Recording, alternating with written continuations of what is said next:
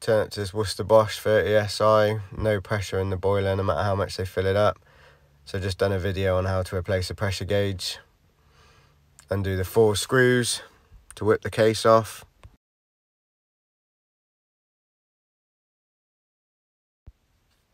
Undo that screw so the flap comes down. Isolate flow and return. Get yourself a decent hose, pop it on the drain point, open that. Mine drains off into a foldable bucket. Don't change parts without it. With the condense trap, I've unclipped that, and then my little trick is tilted to the side so it empties out down the black tube rather than all over the PCB. You can see if you angle it right, it will siphon itself out. And then it's quite difficult to do with one hand, but I managed to twist it out to get it out of the way, to give you a bit of room. Keep that there for later. That's where we got to get to.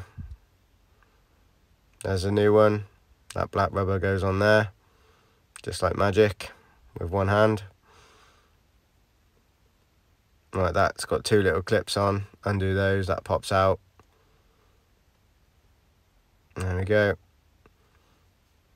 Have a look inside. Spray a bit of WD-40. Pop that out with some grips. Yeah, see, it's pretty blocked. Lube the new one up, pop him in, shut the clip, and then just put that in. It'll only go one way. There's a little lug on it, and you'll feel it clip in. And then open, flow and return again, put some pressure in it. Away we go, happy days.